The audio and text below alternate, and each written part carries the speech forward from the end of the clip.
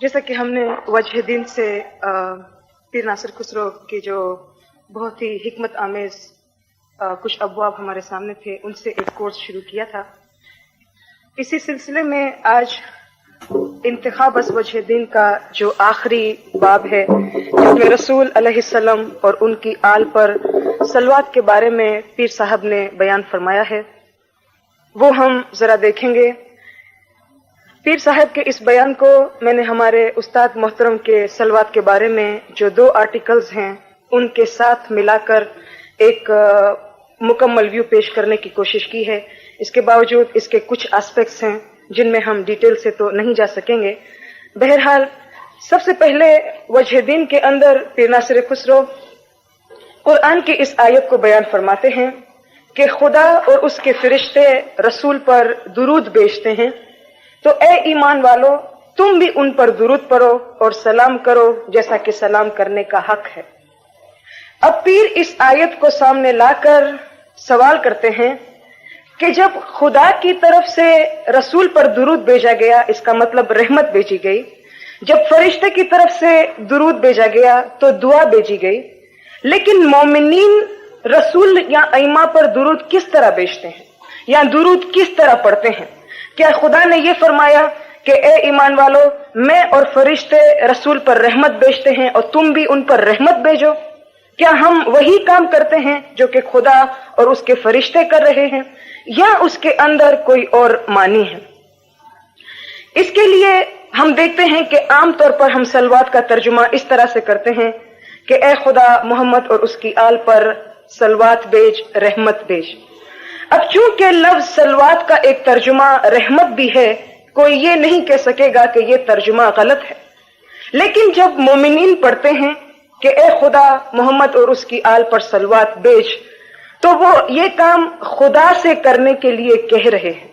وہ خود ان پر صلوات نہیں بھیج رہے، بلکہ وہ خدا سے عرض کر رہے ہیں کہ اے خداوند تو ان پر اور ان کی آل پر صلوات بھیج. ہم دیکھتے ہیں کہ اکثر دین کے کاموں میں ایسا ہوتا ہے کہ کوئی کام مومن کی طرف سے منسوب ہوتا ہے کہ یہ کام مومن کرتا ہے، لیکن دراصل اس میں جو بڑا ہاتھ ہوتا ہے وہ خداوند کا ہوتا ہے.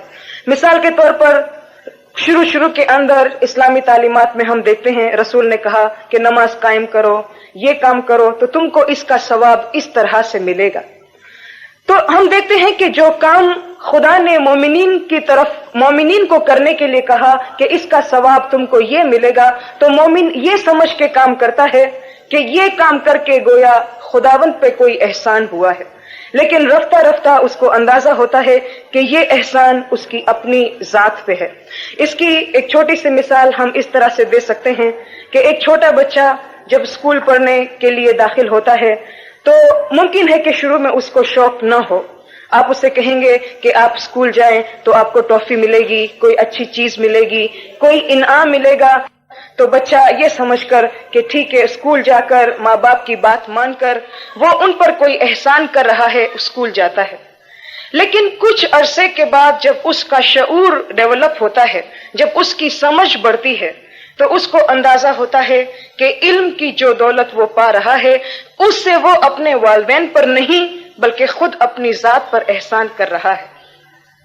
تو ایسے تمام امور جو ایک مومن ابتداءً یہ سوچ کے کرتا ہے کہ وہ خداوند پر احسان ہے، دراصل خود اس کی اپنی ذات پر ایک ریفلیکشن ہے.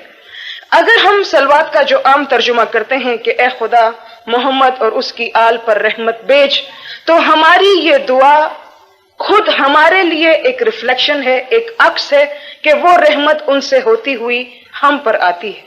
لہٰذا اگر ہم یہ ترجمہ کریں کہ اے خدا تو ان پر اور ان کی آل پر رحمت بھیج، تو اس کا بھی ایک ایکسپلینیشن ہے، ایک توجیہ ہے.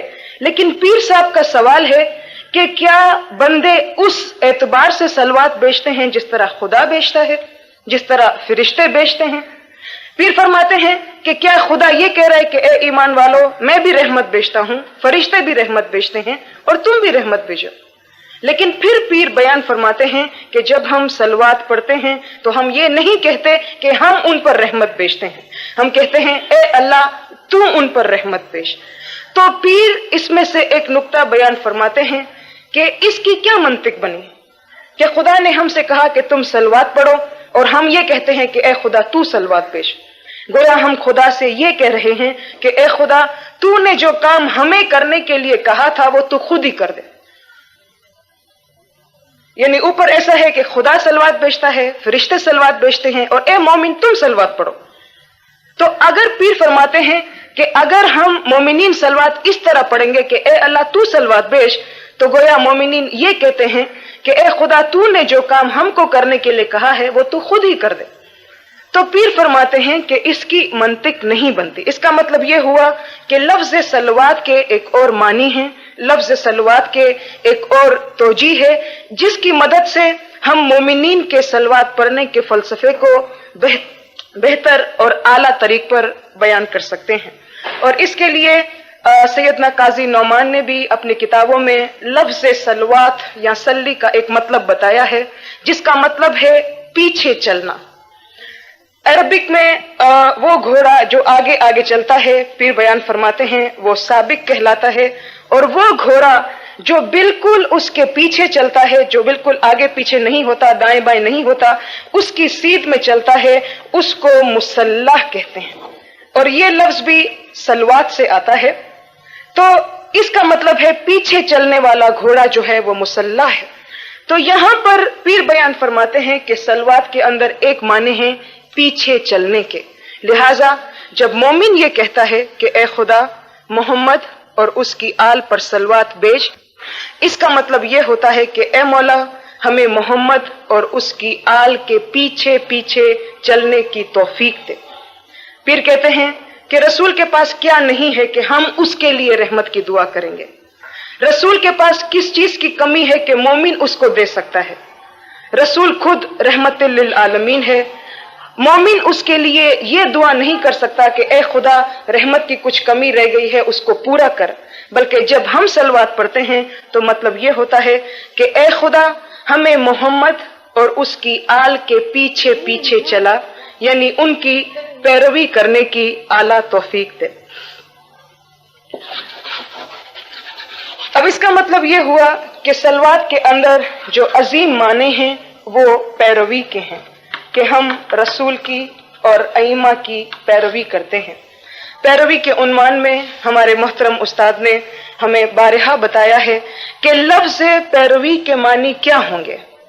रसूल की पैरवी करने का क्या मतलब है? रसूल की पैरवी करने का मतलब यह होगा कि रसूल जिस रास्ते से गुजरे हैं, रसूल रूहानियत की जिस गुजरगाह से गुजरे हैं, जिस मकाम तक पहुंचते हैं, उनके नक्शे कदम पर चलते हुए हम रसूल के मकाम को पाएं, यानी उसमें आला से आला मकसद है।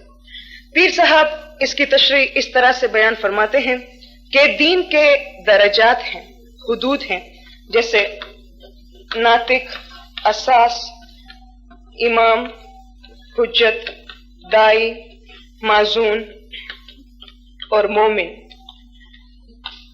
पीर फरमाते हैं पैरवी का मतलब क्या है? पैरवी का मतलब यह है कि मोमिन माजून की पैरवी करते हुए इमाम बरहक की पैरवी करे, माजून दाई की पैरवी करते हुए इमाम बरहक की पैरवी करे, दाई हुज्जत की पैरवी करते हुए इमाम बरहक की पैरवी करे, हुज्जत इमाम की पैरवी करते हुए इमाम बरहक की पैरवी करे। और इससे ऊपर ये जो दो दर्जात हैं, चूंकि अब हमारे पास सिर्फ इमाम है, मकसद ये है कि एक मोमिन अपने से एक आला मोमिन की पैरवी करते हुए इमाम की पैरवी करे। तो ये इसका मतलब ये हुआ कि मोमिन सलवात पढ़ता है, पैरवी करता है इन हुदूद की। एक मोमिन माजून की पैरवी करे, माजून दाई की पैरवी करे, दाई हुज्जत की पैरवी करे। इस मानों में मोमिन की जो पैरवी वो माजून के लिए करता है वो इमाम के लिए हो जाती है।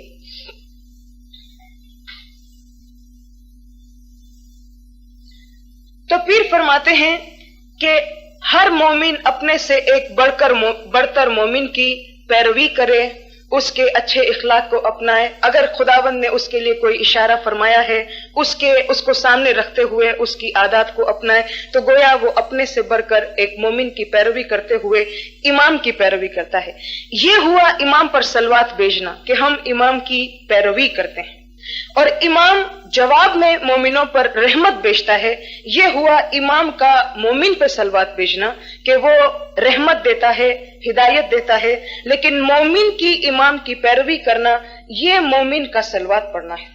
मोमिन पैरवी की सूरत में सलवात पढ़ता है, इमाम रहमत और इल्म देता है, इस सूरत में सलवात पढ़ता है। पीर ने इसकी एक और मिसाल फरमाई कि पैरवी का क्या मतलब है। पीर फरमाते हैं कि मोमिन जो है वो तावील के लिए तंजील को कबूल करे, ममसूल के लिए मिसाल को कबूल करे, और तंजील के पीछे पीछे उसके तावील की तलाश करे, मिसाल के पीछे पीछे ममसूल को समझने की कोशिश करे, तो ये उसकी हकीकी पैरवी हुई। मिसाल के तौर पर जो चीजें तावील में हैं, बातिन में हैं, रसूल उनको यकदम से जाहिर नहीं करता, बल्कि उनको तंजील की सूरत में दुनिया में देता है। फिर फरमाते हैं मोमिन इस तंजील को कबूल करे, लेकिन उस तंजील के पीछे पीछे उस तावील की तलाश करे, ये उसकी पैरवी हुई, ये उसका सलवात भेजना हुआ। इसी तरह से जैसे खुदा ने अपने नूर की मिसाल एक चिराग से दी है जो कि ताक में है, ममसूल खुदा का नूर है, खुदा की जात है, लेकिन मिसाल चिराग है। मोमिन उस मिसाल को कबूल करे, लेकिन फिर इस मिसाल की मदद से ममसूल को समझने की कोशिश करे। यह हुआ एक मोमिन का सलवात पढ़ना कि इन चीजों के पीछे पीछे वो इनसे आला हकीकतों को तलाश करता है। इल्म की सूरत में मोमिन का सलवात पढ़ना यह हुआ कि मोमिन इसको कबूल करे और उसके आगे की मंजिल पर पहुंचने की कोशिश करे। अब इसके बाद मोहतरम उस्ताद की पीर नासिर खुसरो के जो चैप्टर है उसमें यह बात साबित की गई है कि जब खुदा और उसके फरिश्ते सलवात भेजते हैं रसूल पर, और मोमिन से भी कहा गया कि तुम सलवात पढ़ो, तो वो किन माना में है? उन माना में नहीं जिस माने में खुदा खुद सलवात पढ़ता है, उस मानों में नहीं जिस मानों में फरिश्ते सलवात पढ़ते हैं, बल्कि पैरवी करने के माने में मोमिन इमाम पर सलवात पढ़ता है कि इमाम की पैरवी करता है, और इमाम रहमत की सूरत में मोमिन पर सलवात पढ़ता है। तो जब मोमिन सलवात पढ़ता है उसके माने अलग होंगे, जब इमाम सलवात पढ़ता है तो उसके माने अलग हैं।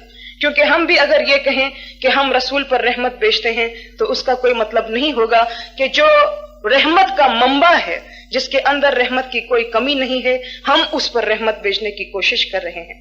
तो पीर फरमाते हैं मोमिन का सलवात पढ़ना यह है कि वो हुदूद दीन के जरिए से या अब अपने से बढ़तर मोमिनीन के जरिए से इमाम ज़मान की पैरवी करे। ये मोमिन का इमाम पर सलवात भेजना हुआ। या इमाम ने बातिन को समझने के लिए, आला हकाइक को समझने के लिए जो जाहिरी मिसालें पेश की हैं उसको कबूल करे, उसके पीछे पीछे एक इल्म की तलाश करे। ये उसका अमली सलवात पढ़ना हुआ कि वो पैरवी करता है। इसके बाद हम देखते हैं कि उस्ताद मोहतरम के जो आर्टिकल्स हैं सलवात पर, उसमें कुरानी आयात की मदद से एक बहुत अच्छा फ्रेमवर्क बनाया गया है कि बंदे का मोमिन का इमाम पर सलवात पढ़ना यह हुआ कि वो इमाम के पीछे चलता है। लेकिन कुरान में यह भी मिलता है कि खुदा और उसके फरिश्ते मोमिनीन पर भी सलवात पढ़ते हैं। अब यहां तो था कि रसूल पर दुरूद पढ़ते हैं और मोमिनीन तुम भी रसूल पर दुरूद पढ़ो। इसका मतलब हमने समझा कि क्या है कि खुदा जब दुरूद पढ़ता है तो रहमत भेजता है, हम जब दुरूद पढ़ते हैं तो हमें पैरवी करनी है। लेकिन अब यह है कि खुदा और उसके फरिश्ते मोमिनीन पर सलवात भेजते हैं। अब वो सलवात मोमिनीन को किस तरह हासिल होती है, इसके लिए कुछ शराइत हैं जिनके जरिए मोमिनीन वो रहमत खुदावंद से हासिल करता है। सबसे पहले सूरह बकर के अंदर कुछ मुसीबतों का जिक्र है, आलाम का जिक्र है, आफात का जिक्र है कि मोमिनीन पर जब ये मुसीबतें पड़ती हैं तो ऐसे लोग जो कि साबिरीन हैं, जो सब्र करने वाले हैं, वो ये कहते हैं कि हम तो खुदा के लिए हैं, हम खुदा ही की तरफ वापस लौटने वाले हैं। तो खुदा फरमाता है कि यही वो लोग हैं जिन पर सलवात है, जिन पर रहमत है और जो हिदायत याफ्ता हैं। अब हम देखें शराइत के अंदर सबसे पहली शर्त पैरवी हमने देखी कि मोमिन रसूल और अइमा की पैरवी करे तो उसको सलवात नाजिल होगी, रहमत नाजिल होगी। फिर वो सब्र करे तो उस पर सलवात नाजिल होगी। और तीसरी शर्त कुरान ही के अंदर रसूल से फरमाया गया कि ए रसूल, इनके मालों में से सदका ले लो और उनको पाक करो और उनके लिए दुआ करो। वसल्ली अलैहिम, उनके लिए दुआ करो। इन्न सलवातका सकनुन लहुम, बेशक तुम्हारी सलवात उनके लिए सुकून का बाइस है।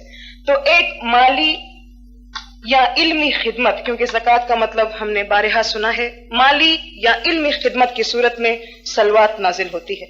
अब सलवात नाजिल होने पर क्या होता है? पहले रूहानी तस्कीन मिलती है कि रसूल तुम्हारे लिए दुआ करेगा तो तुम्हारे दिलों को सुकून होगा। हमने देखा कि रूहानी तस्कीन मिलेगी। और सब्र के उन्वान में हमने देखा खुदा कहता है कि अगर तुम सब्र करो तो खुदा रहमत भेजेगा और हिदायत भेजेगा। तो हम देखें, रहमत पहले आती है और हिदायत बाद में आती है। अच्छा, जैसे कि पैरवी के सिलसिले में मैंने अर्ज किया कि मोमिन जो है अपने से ऊपर के मोमिन की पैरवी करते हुए इमाम की पैरवी करता है, ये उसकी पहली शर्त है। या तंजील को कबूल करते हुए तावील की तलाश करता है, ये इल्मी तौर पर उसकी पैरवी का सबूत है। यहां पर हम देखते हैं पैरवी के बाद दूसरी शर्त जो है वो सब्र है। कुछ हफ्ते पहले ही हमारी अजीज बहन शाहिदा ने सब्र पर एक बहुत शानदार लेक्चर दिया था, जिसमें उन्होंने ये साबित किया था कि सब्र किन मकामात पर किया जाता है। जिस्मानी आफात पर सब्र होता है, इससे बढ़कर रूहानी तकालीफ पर सब्र करना चाहिए, और इससे बढ़कर जो इल्म की खिदमत में आने वाली तकलीफों पर सब्र करता है वो सब्र सबसे अजीम है, वो सब्र सबसे आला है। तो फिर हमने देखा कि इल्म की सूरत में आला से आला सब्र है।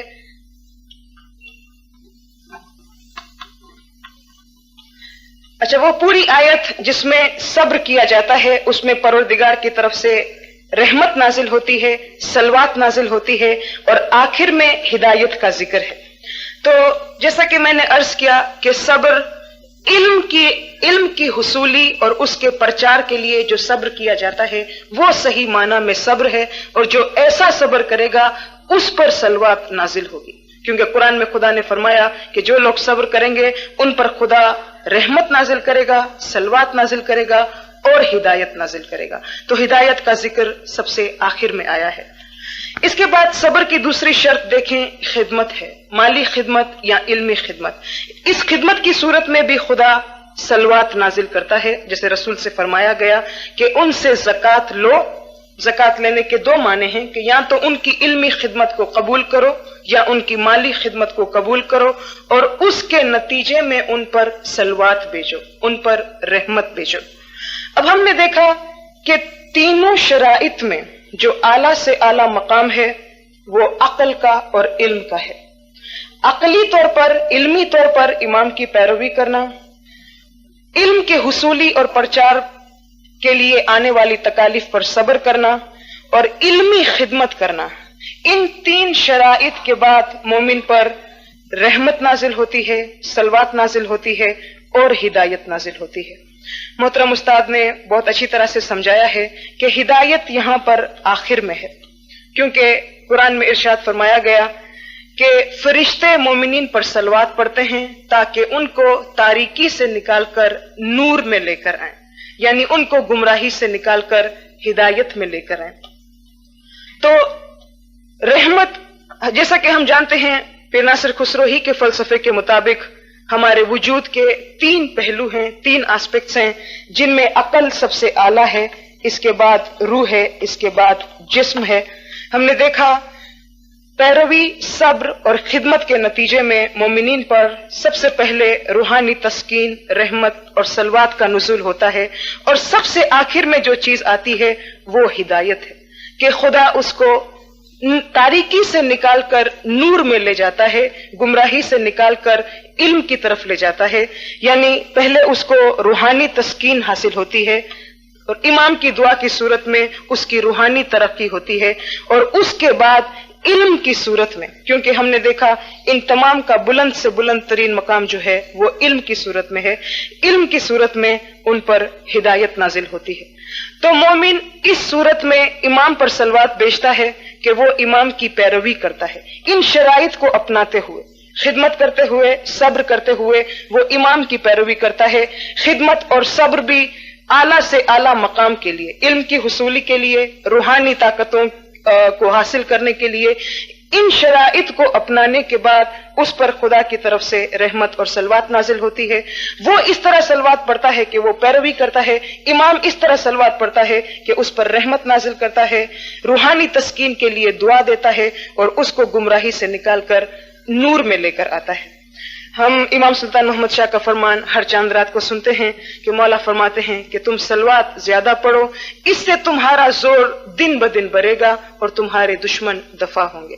اب اس کو بھی ہم اسی فلسفے میں دیکھنا چاہیں، اس کو سمجھانے کا ایک طریقہ یہ ہو سکتا ہے کہ مولا فرماتے ہیں صلوات پڑھنے کی صورت میں، پیروی کرنے کی صورت میں تمہارا روحانی اور عقلانی زور دن بدن بڑھے گا اور اس میں آنے والی تمہاری مشکلات جو ہیں وہ دفع ہوں گی، کیونکہ جب روح اور عقل کے دشمن دفع ہوں گے، جب روح اور عقل کی طاقتیں بڑھیں گی تو جسم ان کے تحت ہے اس کو خود بخود فائدہ ہوتا ہے۔ جب یہ اعلیٰ نعمتیں حاصل ہو جاتی ہیں تو نچلی نعمتیں اس کے اندر شامل اور داخل ہیں، وہ خود اس کے اندر آ جاتی ہیں۔ تو مجموعی طور پر ہم نے دیکھا کہ پیر صاحب صلوات کا فلسفہ بیان کرتے ہوئے فرماتے ہیں کہ خدا اور اس کے فرشتے رسول پر صلوات بھیجتے ہیں، مومنوں سے بھی کہا گیا کہ تم بھی صلوات پڑھو۔ تو پیر فرماتے ہیں کہ جس طرح خدا اور اس کے فرشتے صلوات بھیجتے ہیں وہ رحمت بھیجنے کے معنی میں ہے، اور جب مومن صلوات پڑھتا ہے تو وہ پیروی کے معنی میں ہے۔ پیروی ایک بندہ امام کی کرتا ہے، اور جب حدود دین کا وقت تھا تو پیر اس طرح سے سمجھاتے ہیں کہ مومن معزون کی پیروی کرتے ہوئے دراصل امام کی پیروی کرتا ہے۔ اور آج بھی یہ بات صحیح ثابت ہو سکتی ہے کہ امام نے جن بزرگوں کی نشاندہی کی ہے، جن کے کردار کی نشاندہی کی ہے کہ تم ان جیسے بن جاؤ، آج مومن ان کے کردار کی پیروی کرتے ہوئے امام کی پیروی کر سکتا ہے، علمی لحاظ سے، روحانی خدمات کے لحاظ سے، اور ان پیروی کے ساتھ ساتھ علمی خدمت کے لیے جسمانی اور روحانی تکالیف پر صبر کرنے سے اور خدمت کرنے سے مومن کو روحانی تسکین، رحمت، صلوات اور ہدایت نازل ہوتی ہے۔ سب سے آخر میں تاریکی چھٹ کر ہدایت آتی ہے۔ رحمت، صلوات اور روحانی تسکین اس کی روحانی ترقی کے لیے کام آتے ہیں، اس کی روح میں ایک سکون پیدا ہوتا ہے، اور روحانی سکون کے بعد علم کا دروازہ کھلتا ہے، نور کی طرف اس کو لے جایا جاتا ہے، تو اس کو تاریکی سے نکال کر نور میں لے آیا جاتا ہے۔ کب؟ جب فرشتے اور خدا مومن پر صلوات بھیجتا ہے، کیونکہ مومن نے ان پر صلوات پڑھی تھی۔ تو اس سلسلے میں ہم دیکھتے ہیں کہ صلوات کا اعلیٰ سے اعلیٰ مقام آخر میں علمی اور عقلی مقام ہے، جہاں پر مومن کو صلوات پڑھنے کے نتیجے میں، پیروی کرنے کے نتیجے میں خدا جو ہے وہ گمراہی سے نکال کر علم اور عقل کی طرف لے آتا ہے۔ تو یہ وجہ دین کے آخری چیپٹر سے اور پھر بزرگوار کی 2 کتابوں کے صلوات کے جو مقالات ہیں ان کی مدد سے کچھ ایکسپلینیشن تھا۔ اس میں ابھی بھی کچھ پہلو ہوں گے جو شاید تشنا رہ گئے ہوں گے، یا کچھ ایسے چیزیں ہوں گی جن پر آپ کو کوئی سوال ہو۔ بہرحال میں اپنی ناچیز کوشش کر سکتی ہوں، ورنہ ہمارے استاد محترم موجود ہیں، اگر کوئی سوال ہو تو آپ شوق سے کریں۔ آپ حضرات نے سن لیا کہ صلوات کے بارے میں شہناز بیٹی نے بڑی عمدگی سے اپنے خیالات کا اظہار کیا اور بہت اچھی طرح سے اس کو ایکسپلین کیا، اس کی وضاحت کی گئی، کیونکہ صلوات کے بارے میں جاننا آپ مومنین کے لیے بہت ضروری ہے، اس لیے کہ یہ ایک اطاعت بھی ہے اور ایک عبادت بھی ہے، اور اس کی بابت فرمان بھی ہے، اور یہ اہم کتاب میں اس کا ذکر بھی ہے، اور سب سے بڑھ کر قرآن میں اس کے لیے امر ہوا ہے۔ تو ان تمام اہمیتوں کی وجہ سے صلوات کی طرف توجہ دینا اور اس کے فلسفے کو یا اس کی حکمت کو سمجھنا بے حد ضروری ہے۔ بڑی عمدگی سے اس موضوع کی وضاحت کی گئی اور فرمایا گیا کہ خداوند عالم اور اس کے فرشتے صلوات بھیجتے ہیں، اور اے مومنین تم بھی صلوات بھیجو۔ پھر الگ بھی بتایا گیا کہ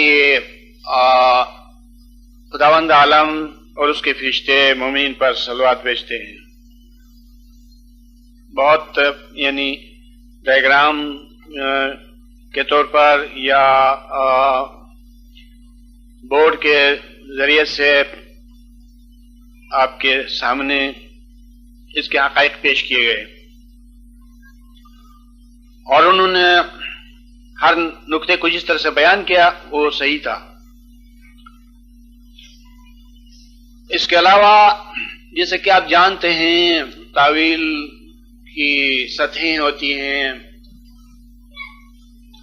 اور سب سے بلند ترین سطح پر اس کی تاویل کی گئی، اور میں درمیان سے کچھ وضاحت کرتا ہوں تائید کرتے ہوئے کہ انہوں نے جس طرح سے فرمایا وہ سب صحیح ہے۔ میں سائٹ سے بات کرتا ہوں۔ جیسا کہ آپ نے ان کی گفتگو سے سن لیا کہ پہل کوئی بھی قول ہوتا ہے، مومن یہ سمجھتا ہے کہ یہ قول ہے، صرف کہنے کے لیے ہے، زبان کی حد تک محدود ہے، لیکن بات کی جستجو سے پتہ چلتا ہے کہ اس قول کے اندر بھی کوئی حکم ہوتا ہے، کسی عمل کے لیے، کسی کام کے لیے، جیسے صلوات کی مثال۔ کوئی بھی مومن شروع میں یہ سمجھ لے گا کہ صلوات صرف ایک کہنے کی چیز ہے، لیکن اس کی وضاحت سے، اس کی تعویل سے آپ کو پتہ چلا کہ یہ کہنے کی چیز ہے اور کرنے کی چیز ہے، کیونکہ اس میں پیروی کے معنی ہے، اور پیروی ایک ایسا لفظ ہے کہ اس میں اسلام کے دین کے سارے معنی آ جاتے ہیں۔ پیروی میں قول بھی ہے، عمل بھی ہے، تمام اقوال اور تمام اعمال اس میں سمو جاتے ہیں۔ پیروی فارسی لفظ ہے، پائی پیچھے، روی رفتن سے پیچھے پیچھے چلنا۔ کس کے پیچھے چلنا؟ رسول کے اور امام کے اور حدود کے۔ تو جس طرح اعوذ باللہ من الشیطان الرجیم سب کے نزدیک کہنے کے لیے قول ہے، لیکن اس کے معنی میں جائیں، تعویل میں جائے اور قرآن میں جستجو کرے تو پتہ چلے گا کہ یہ بھی ایک عمل ہے۔ تو ہر اسلام کے قول کے اندر ایک عمل کے لیے حکم دیا گیا ہے۔ اسی طرح صلوات اگرچہ کہنے کی ایک عبادت ہے، ایک کلمہ ہے، آیت کا ایک حصہ ہے، لیکن اس میں بھی کسی عمل کے لیے حکم دیا گیا ہے۔ یہ چیز علاوہ ازیں میں سمجھتا ہوں کہ اس میں کوئی وضاحت کے لیے کوئی پہلو باقی نہیں رہا ہے، تاہم خداوند عالم صلوات بھیجتا ہے پیغمبر پر، اور فرشتے بھی صلوات بھیجتے ہیں۔ اب ہم یہاں رک کر اپنے آپ سے سوال کریں گے کہ آیا خدا کی صلوات اور رسول فرشتوں کی صلوات میں کچھ فرق ہے؟ یا اس سوال کو یوں کرے کہ خدا صلوات بھیجتا ہے رسول پر اور فرشتے بھی رسول پر صلوات بھیجتے ہیں، تو کیا اس میں فرشتے اپنی ذات سے کوئی شے یا کوئی قول یا کوئی تحفہ بھیجتے ہیں، یا یہ کہ خدا کی اس صلوات کو فرشتے آگے کرتے ہیں؟ چونکہ خدا سے جو بھی چیز نازل ہوتی ہے تو وہ فرشتوں کے توسط سے ہوتی ہے، اس میں ہمیں جاننا ہوگا. میری محدود سی عقل یہ کہتی ہے کہ فرشتوں کے پاس کچھ نہیں ہے. خدا جو صلوات بھیجتا ہے اسی کو فرشتے آگے کرتے ہیں. یعنی فرشتوں کا صلوات بھیجنا یہ ہے کہ خدا کی صلوات کو آگے کرتے ہیں رسول کی طرف. جس طرح ہمارے پاس اس کا ایک اصول ہے سب مسلمانوں کے پاس یہ کہ یہ قرآن کس طرح نازل ہوا تھا، یا یہ خود اصول ہے کہ خدا کے حضور سے کوئی چیز زمین پر یا اہل زمین پر یا اہل زمین کے سامنے کس طرح آتی ہے. ایک ہے خدا کے حضور سے فرشتوں کے توسط سے کوئی چیز آتی ہے. تو پھر صلوات بھی خدا کے خزانے سے فرشتے لے آتے ہیں. کہاں تک پہنچاتے ہیں؟ آن حضرت تک پہنچاتے ہیں. کون سی صلوات؟ وہ جو خدا بھیجتا ہے، جو فرشتوں کے توسط سے آتی ہے. اب رسول تک وہ صلوات آ گئی، پھر کیا یہ صلوات رسول میں محدود ہو جانا چاہیے؟ اسی کے لیے اس کی ضرورت تھی؟ حضور میں کس چیز کی کمی تھی؟ کوئی محتاجی تھی تاکہ اس کمی کو پوری کی جائے؟ یا جس طرح خدا کہتا ہے کہ خدا اور اس کے فرشتے مومنین پر صلوات اس لیے بھیجتے ہیں کہ مومنین کو تاریکی سے روشنی کی طرف لے آئیں، کیا یہ بات رسول کے وہاں بھی ہے کہ رسول ظلمت میں ہے، تاریکی میں ہے، اور اس کو روشنی کی طرف لے آنے کے لیے خدا اور اس کے فرشتے صلوات بھیجتے ہیں؟ کیونکہ دوسری جگہ پر صلوات کا مقصد یہ بتایا گیا ہے. اور کس طرح اس کا جواب ہونا چاہیے؟ نہیں، یہ صلوات بھی مومنین کی طرف آتی ہے. یعنی کسی آیت میں حقیقت کے کسی پہلو پر روشنی ڈالی جاتی ہے تو دوسری آیت میں اس حقیقت کے دوسرے پہلو پر روشنی ڈالی جاتی ہے، اور یہ تمام آیات مل کر ایک موضوع کو پیش کرتی ہیں.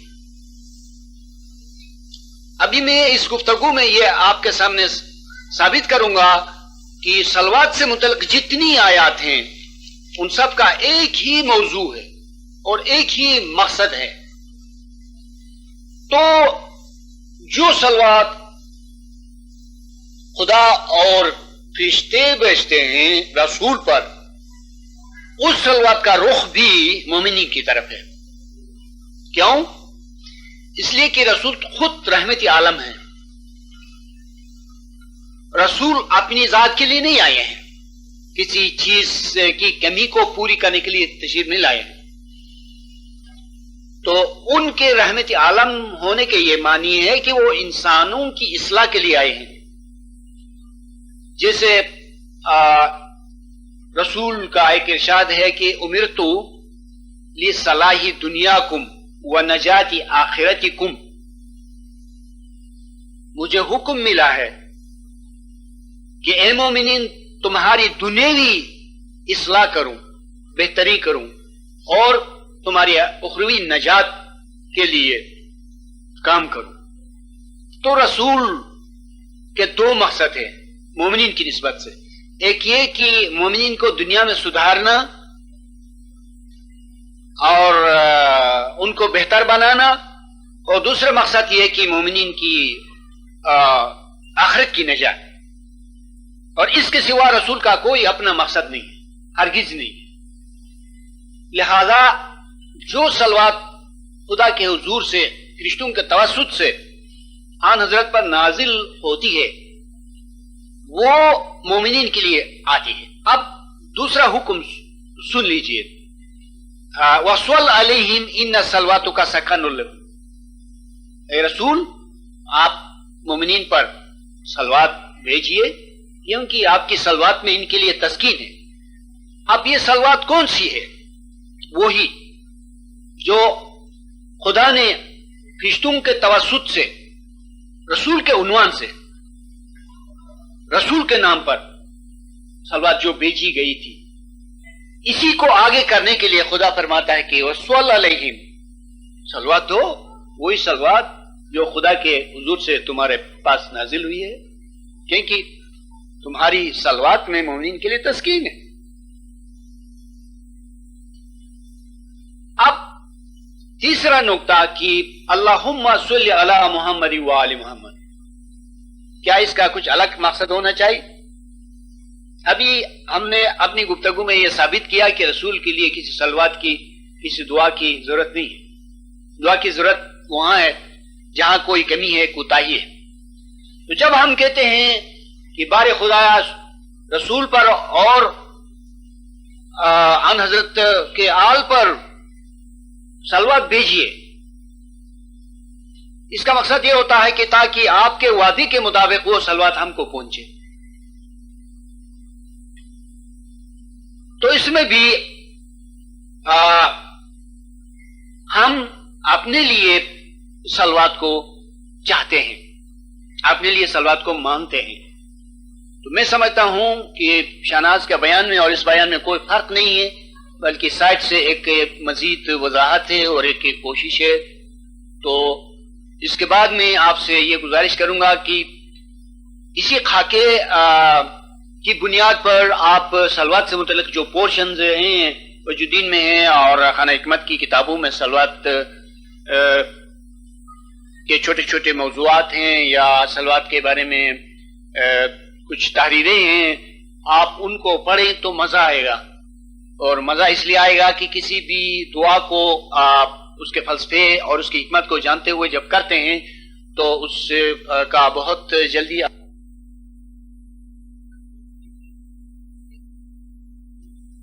صلوات کے کچھ معنی اور کچھ مطلب کو نہیں سمجھتا ہے، یوں ہی صلوات پڑھتا ہے، ثواب ہوگا اس کو مگر تھوڑا ہوگا بہ نسبت اس مومن کے جو صلوات پڑھتا ہے اس مومن کے برابر، مگر وہ صلوات کے فلسفے کو، صلوات کی حکمت کو، صلوات کے معنوں کو جانتا ہے۔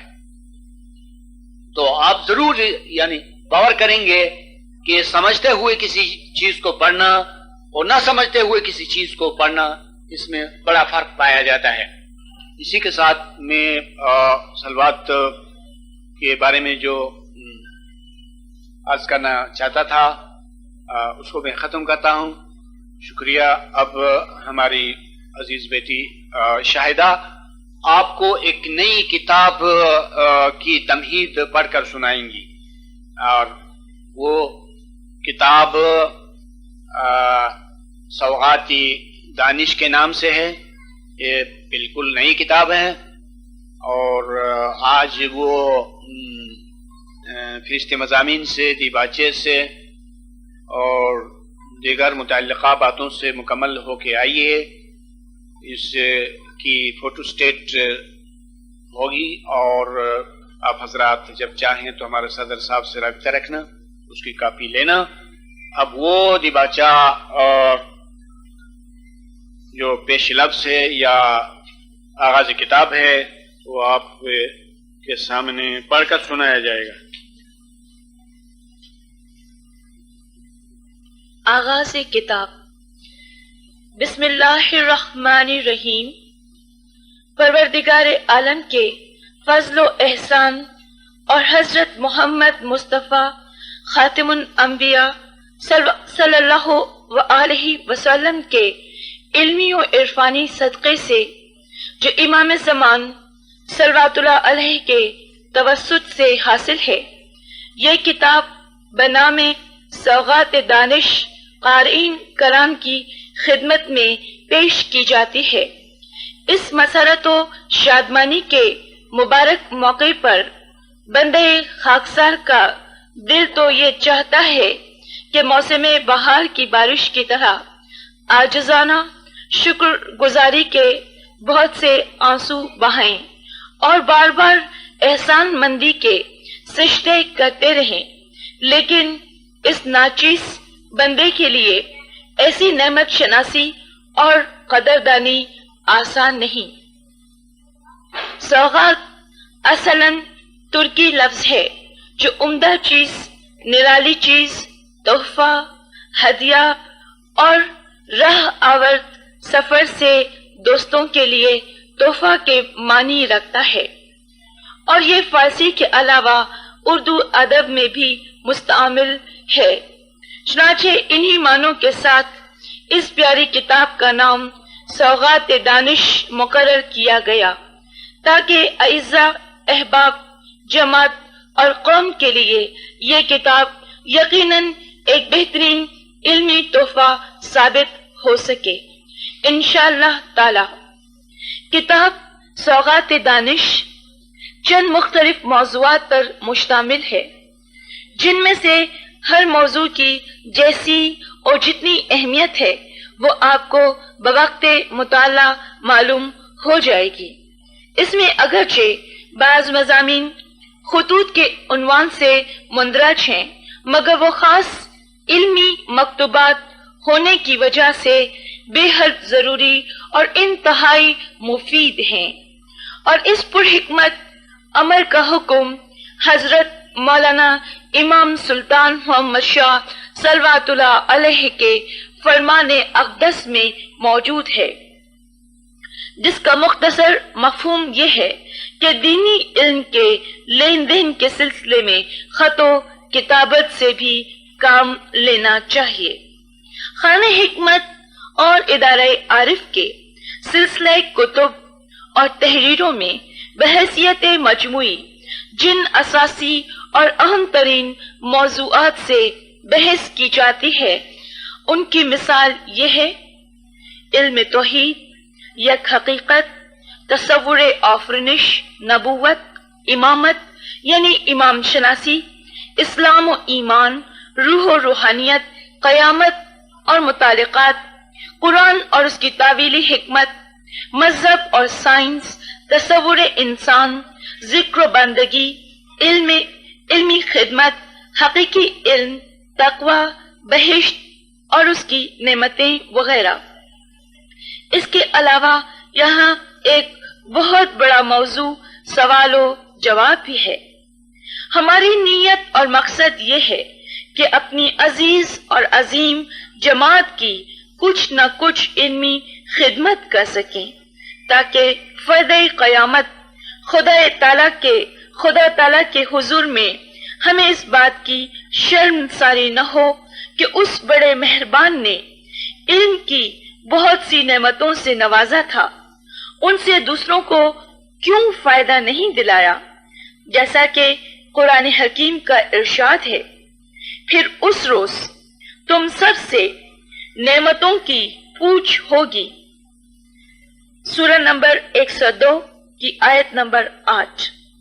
اس کی وضاحت یہ ہے کہ اللہ پاک نے اس دنیا میں جن لوگوں کو علمی یا مادی دولت عطا کر دی ہے، وہ اگر اس میں سے راہ خدا میں صرف نہیں کرتے ہیں تو قیامت کے دن بڑی سختی کے ساتھ ان سے سوال کیا جائے گا۔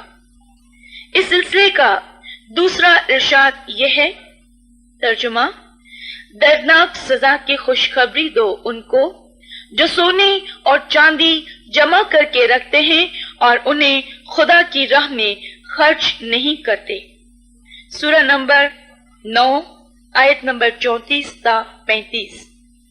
اس قرآنی تعلیم میں ظاہری اور باطنی دونوں قسم کی دولت کا ذکر ہے، جیسا کہ آپ جانتے ہیں کہ باطنی دولت علم ہے، جس کا راہ خدا میں خرچ کرنا کہیں زیادہ ضروری ہے۔ تیسرا حکم یہ ہے، ترجمہ: اس شخص سے بڑا ظالم اور کون ہوگا جس کے ذمے اللہ کی طرف سے ایک گواہی ہو اور وہ اسے چھپائے۔ سورہ نمبر 2 کی آیت نمبر 140۔ یعنی حقیقی علم کی ہر بات حق و صدق کی گواہی کی حیثیت رکھتی ہے، چنانچہ اگر کسی شخص کے پاس ایسا ضروری اور مفید علم ہے جس کے ظاہر کرنے سے اہل ایمان کو فائدہ ہی فائدہ ہوتا ہو تو اس صورت میں علم کو نہیں چھپانا چاہیے، مگر ہاں اصول تقیہ اپنی جگہ پر ہمیشہ قائم رہے گا۔ ہمارے عظیم المرتبت پیروں اور بزرگوں نے ماضی میں دعوت حق اور علمی امامت کے سلسلے میں جو بے مثال کارنامے انجام دیے ہیں وہ عظمت و بزرگی کے آسمان پر ہیں۔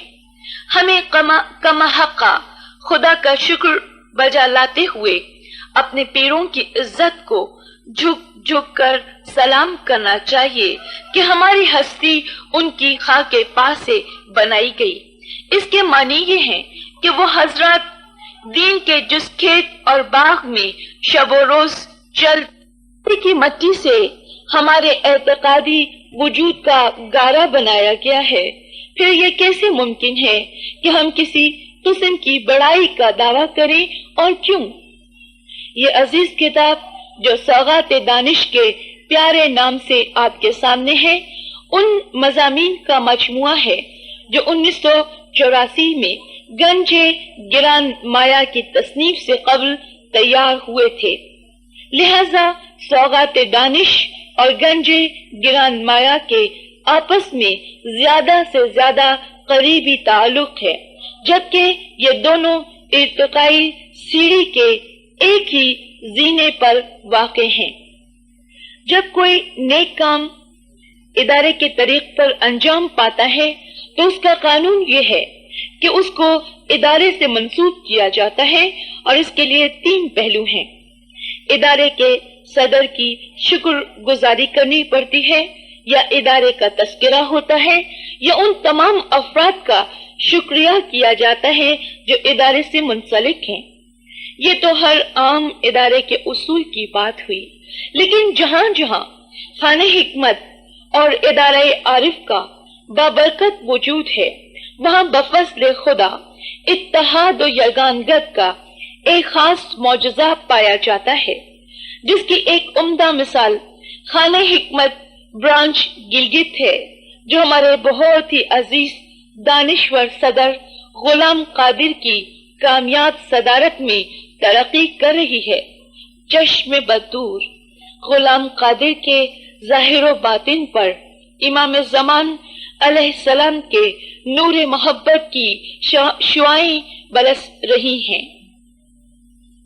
اگر یہ بندہ کم ترین خانہ حکمت اور ادارہ عارف کے دونوں صدر صاحبان فتح علی حبیب اور محمد عبدالعزیز کا ذکر جمیل نہ کریں، اور شرقی اور غربی دونوں اداروں کے تمام شرقی اور غربی عملداروں اور ممبروں کے زرین کارناموں کو نہ سراہے تو اس خاکسار سے بہت بڑی ناشکری اور بے وفائی کا ارتکاب ہوگا، اور دوسری طرف سے مستقبل کے مورخین کو یہ غلط فہمی ہوگی کہ یہ ساری علمی خدمت تنہا نصیر ہنزائی نے انجام دی تھی، لہذا میں ناچار اپنے تمام فرشتوں کو کیسے فراموش کر سکتا ہوں جو میرے لیے گوناگون قوتوں کے خزانے ہیں، جو شب و روز علمی خدمت میں لگے ہوئے ہیں۔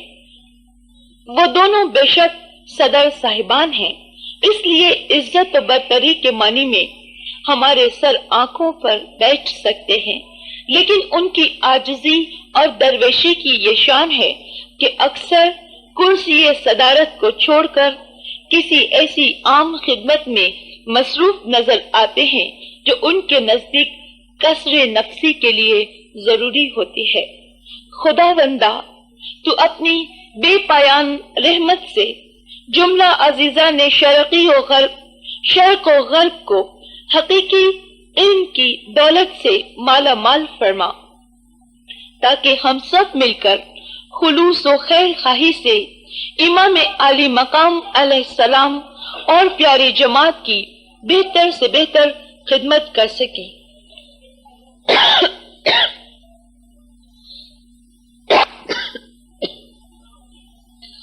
آمین یا رب العالمین۔ جمعرات 16 ذی الحج 1304 ہجری بمطابق 13 ستمبر 1984